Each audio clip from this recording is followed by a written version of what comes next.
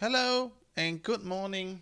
Welcome to Morning Call for Wednesday, the 29th of May, 2019. I'm Fab from Hamburg and I'm here to give you the tech news of the day. I won't be there tomorrow because tomorrow is going to Heaven Day here in Germany, and I'm going to, no, hopefully I'm not going to heaven. I'll be back on Friday, but let's get into the news for today. So, speaking of Germany, in Germany, AKK, Annegret Kramp-Karrenbauer, under fire for basically after losing votes in the European elections, saying, hey, we'll have to look at these YouTubers, they're saying bad things about us, we have to regulate them and censor them, probably. Kicked up a bit of a shitstorm and is now backpedaling hard. Even though Merkel has said, I'm completely behind my protege, everything is okay. But AKK now backpedaling, as pretty much everybody is reporting, including Heise Online here. Well, that was a stupid thing to say. I'm not hopeful that she learned from her mistakes, though. I think that was a slip of the mask there. Speaking of Germany, German politicians currently discussing if they should, change laws so that messenger companies and messenger services have to basically decrypt stuff for law enforcement. Currently, the policy is that they use Trojans to try to get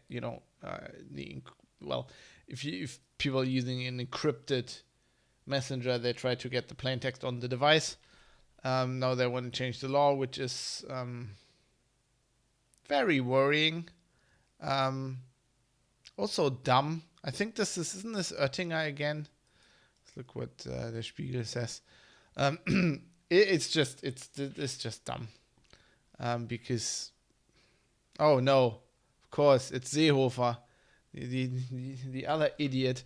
I mean, look,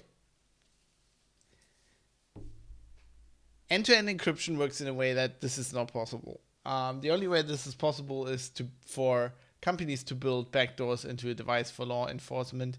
It's not like we're using messengers from German companies here, so I'm not sure if they will do that to comply. And if they would, that would be even worse. It could trigger a sea change where the American government says, hey, actually that's actually quite handy for us.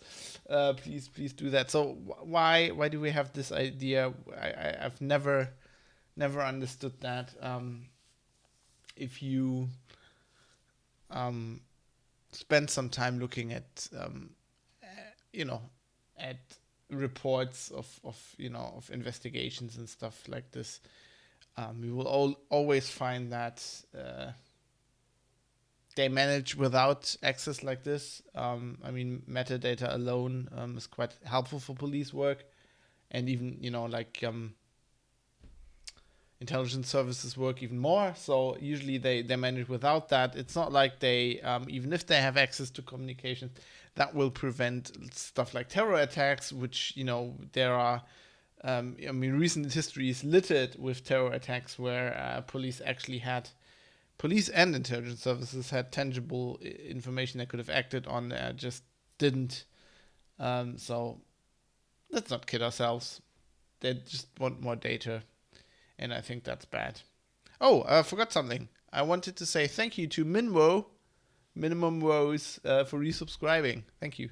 That helps a lot and is appreciated. So that's some good news. Other good news, I don't know. Depending on where you're coming from, you might have read this already. Apple's updating the iPod Touch. I had no idea they were even selling the iPod Touch. But after 4 years, they're bringing the specs up a bit. It still looks the same. Several colors. The iPod Touch 4.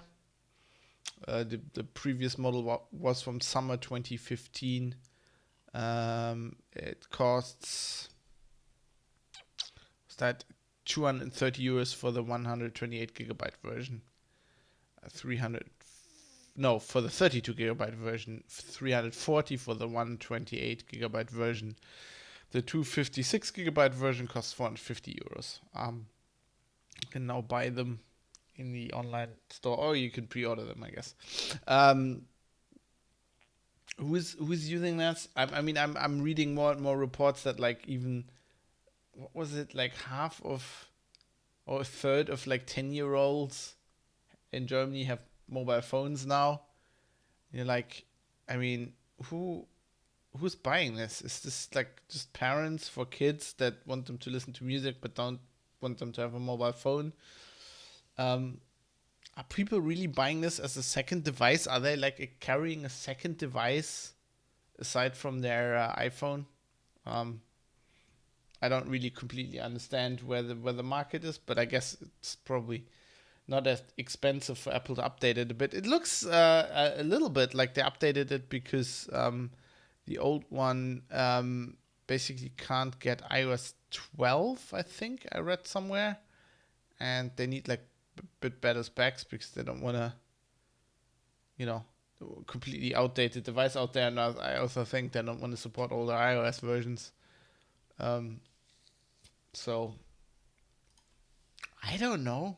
Guess there's new iPod Touches if you want them. Why not? As I tweeted this morning, every morning I go to the register site and I see if they run out of puns to do with the company name Huawei, the Huawei pun. And no, they keep it going. They're not running out of puns.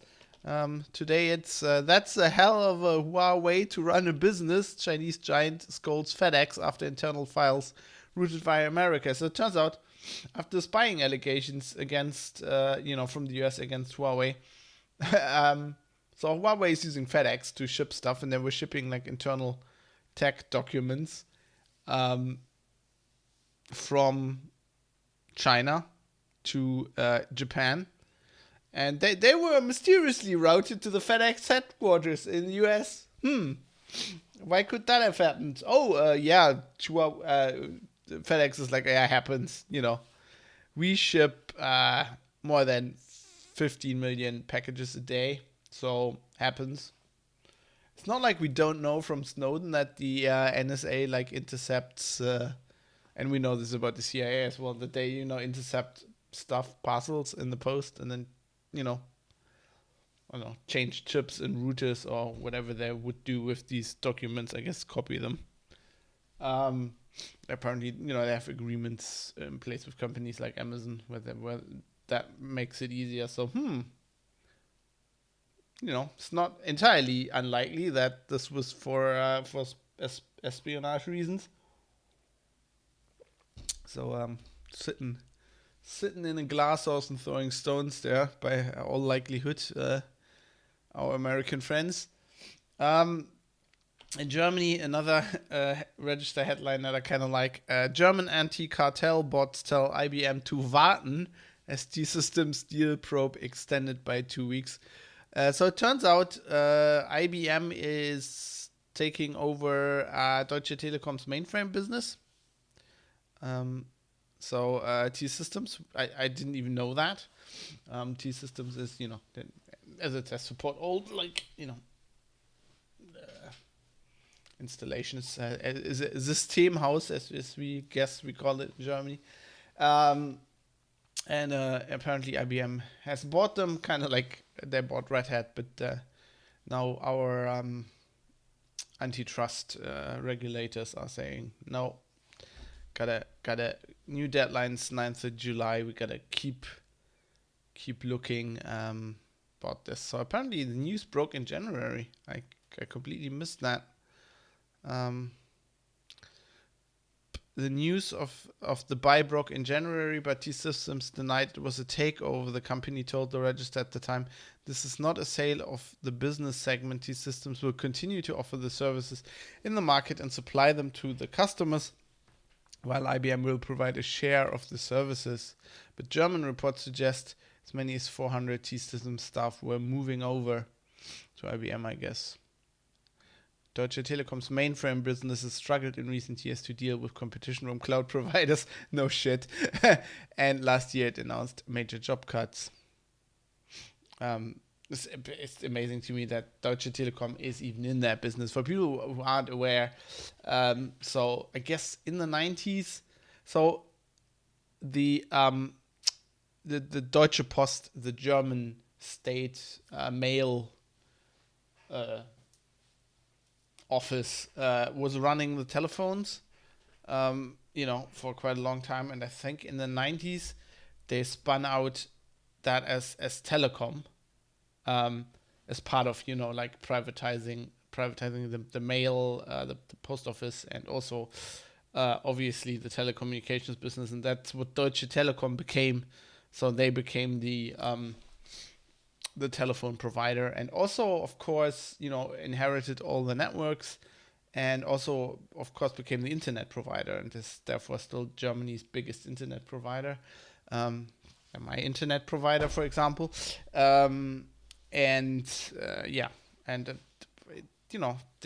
This is also where T-Mobile comes from, and T-Systems apparently, because they also did mainframes. I guess the post office back in the day had mainframes, and they spun all of that out. Yeah, in hindsight, probably not the best move, privatizing everything, but that's just what they did. And now we're stuck with it, and now IBM's buying everything. Well. That's how it goes.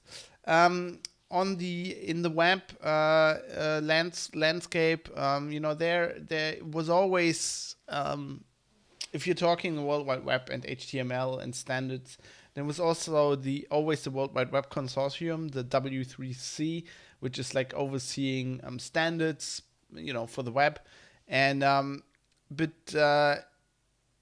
several, I think, in the late or in the 2000s at some point, 15 years ago, I think Golem says here,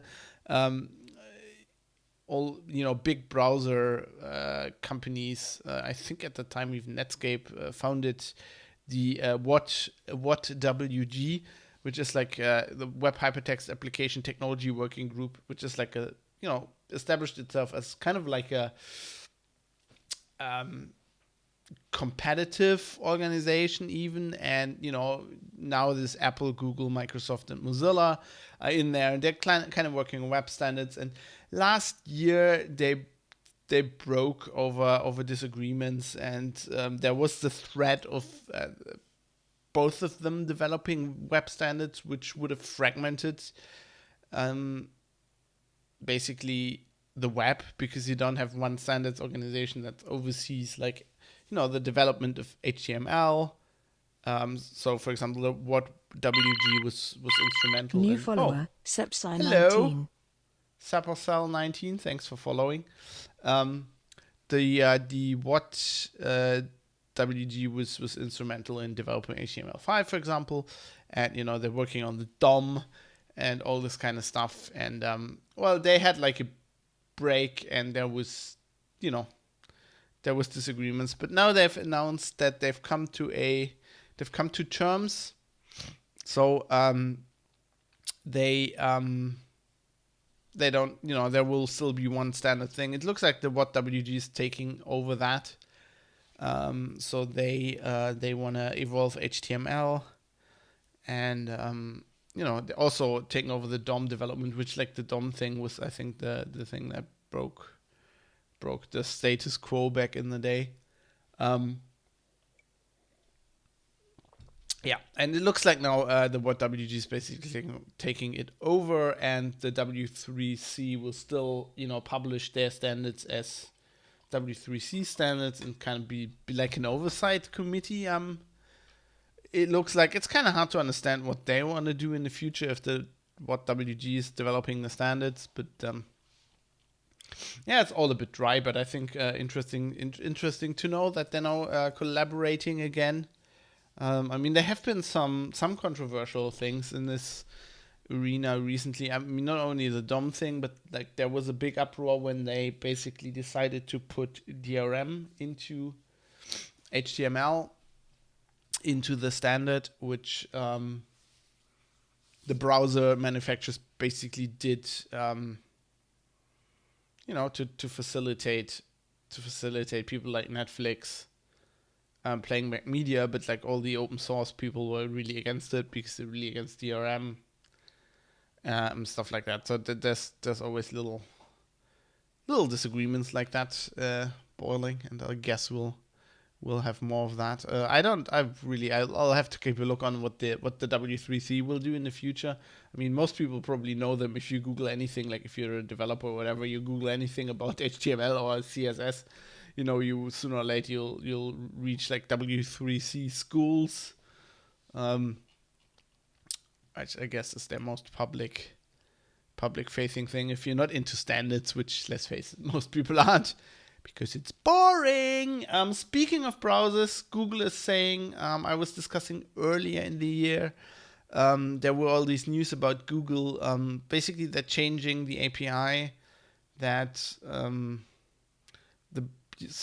that plugins use to communicate with the browser, which was used in the past, for example, by ad blockers. So basically, to interface when the browser loads a site, between that and the site getting displayed to the user, the plugin would go in between and filter out content, like ads or like videos or stuff like that, and not show it to the user. Just the chat. Looking at the chat, the Ingo saying, isn't Google building Chrome settings?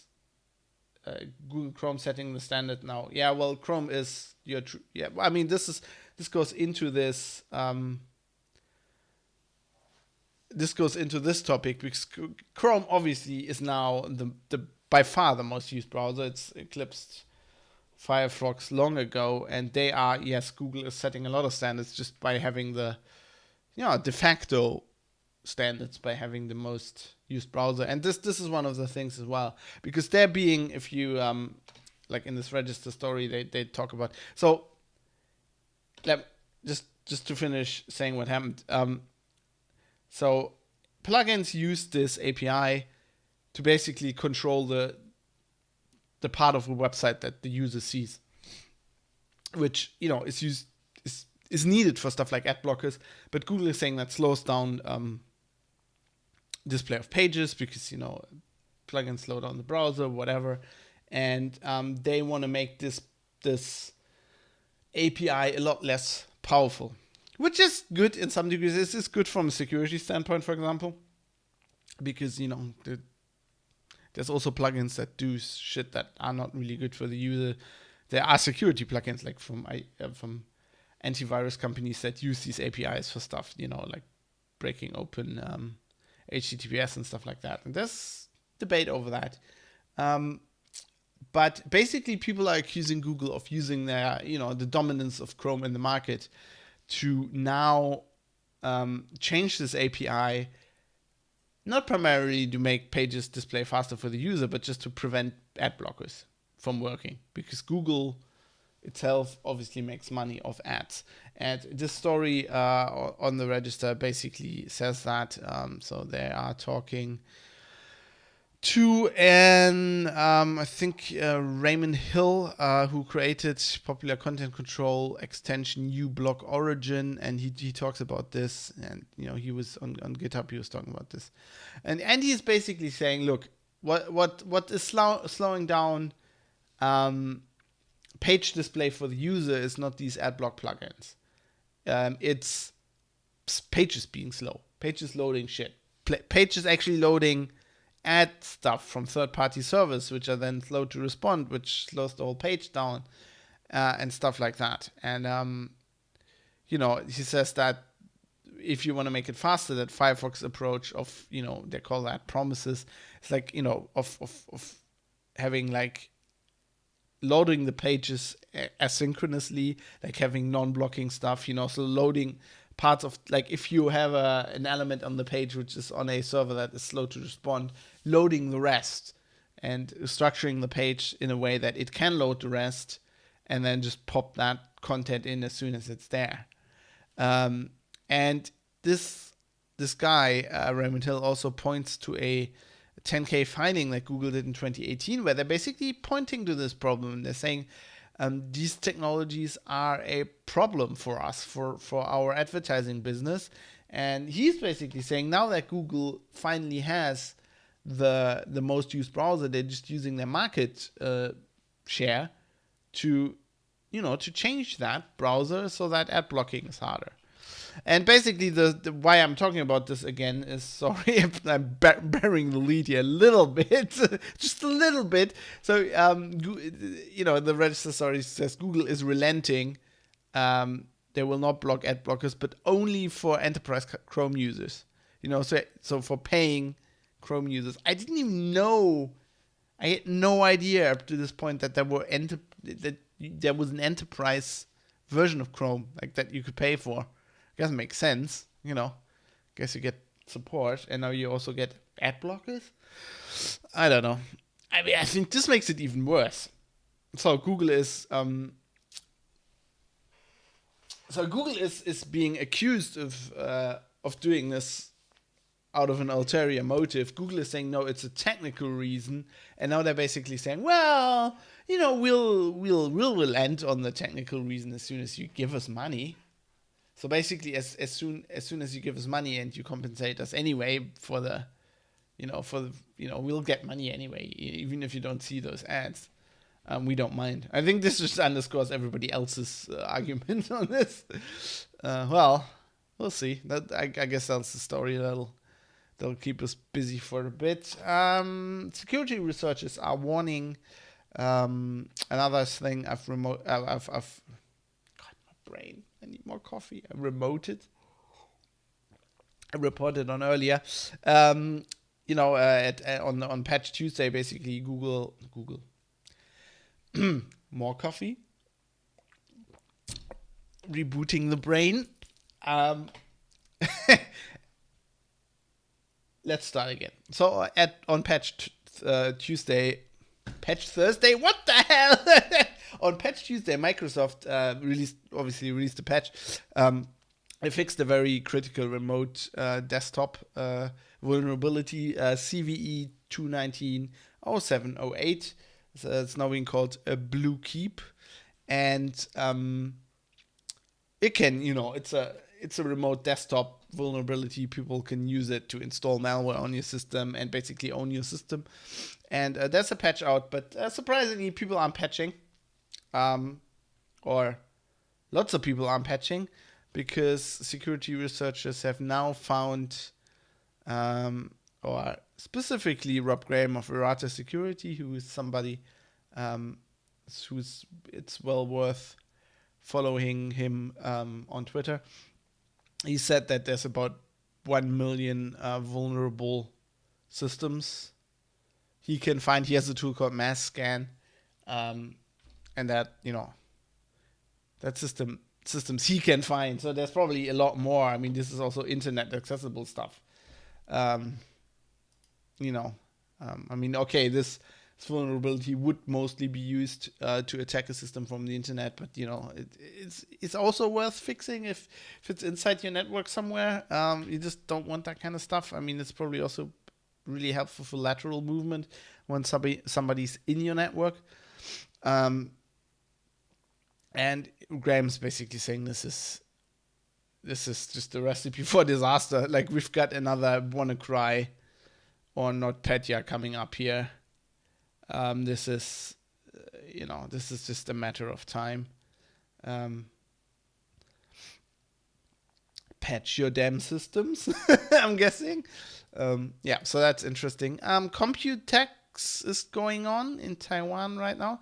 And interesting, Nvidia has unveiled something called EGX, which is a...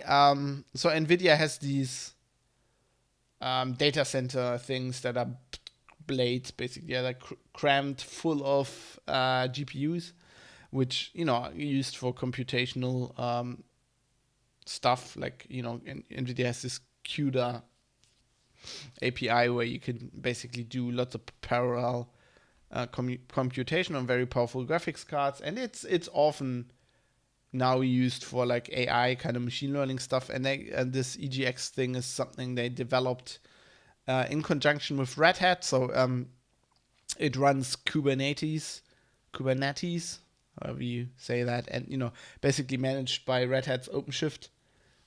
So containers basically, and it's like hardware. It's like their hardware combined with Red Hat software, and then you can use containers to install whatever you want, whatever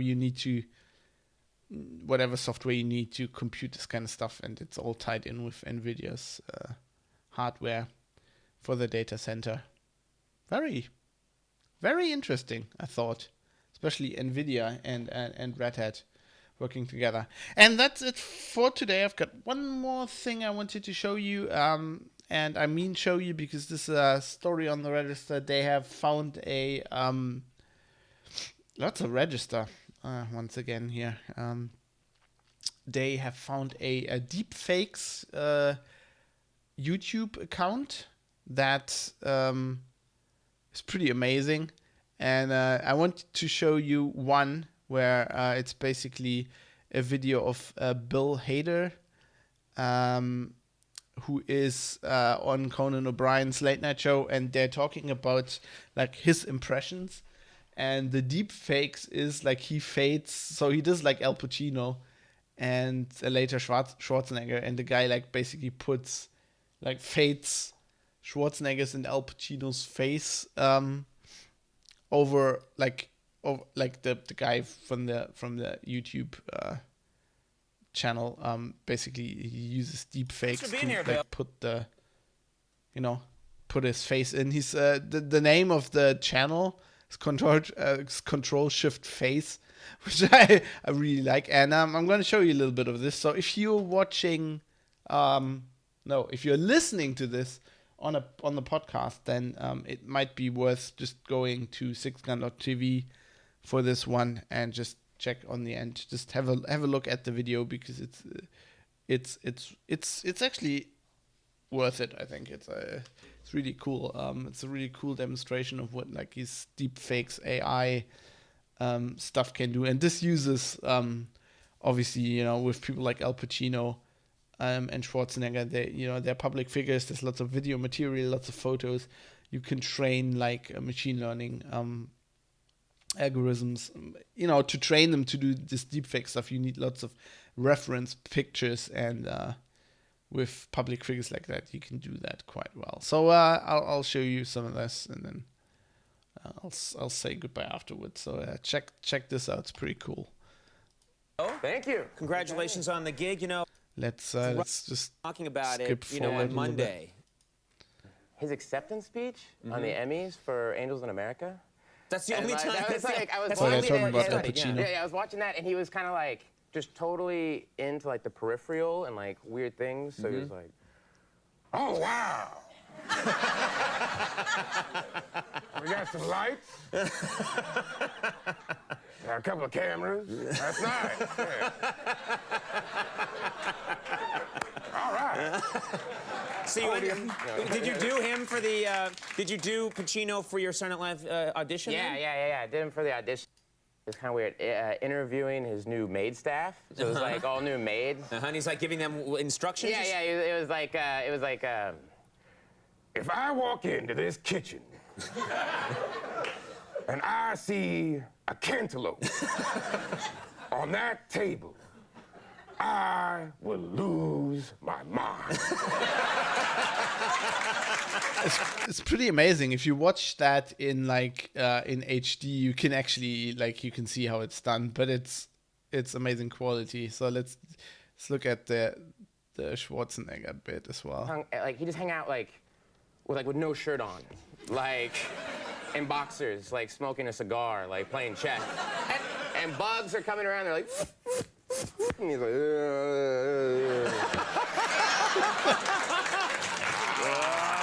yeah, kind of like King Kong with the planes, you know. He probably waits till the mosquito is half filled with blood and then flexes and it explodes. He was like, come on, dude. Come on. Yeah. Give me your best shot. Congratulations on the gig, you know. It's pretty well done. I really like that. You know what? I think Conan's hair is deep faked. That hair is just not real. Anyway, I hope you enjoyed that. It's just great to see what this technology can do. I mean, obviously there's lots of sinister uses for deep fakes where you can fake stuff, and there's also the porn angle, and but I think we just need to be aware of that, because you need to be aware of that they can fake video like this, and pretty soon, I mean, right now you can tell that it's manipulated, but I mean there'll come a time when that's really hard to do, and I just want to prepare you all, because I'm on the internet all day. People have lots of reference material of me, so if you hear me say and see me say things, it might not be real. I just want to point that out ahead of time. Anyway, I'll see you on Friday for another show. I don't have any lights on. If you're wondering why my camera is just going, I have no lights on in here, and it was really sunny. And during the shows, this cloud cover just came, and now it's looking like it's gonna start raining any minute, so it's gotten really dark in here, so my camera keeps adjusting. Anyway, I'll be back on Friday with some more tech news, and also with a better caffeinated brain that works better. I'm sorry for that. Anyway, see you then. If you're in Germany, have a nice going to heaven day. If you're a dad and you're out drinking tomorrow, have fun. Anybody else, hang in there. See you on Friday. Until then, get your ass to Mars.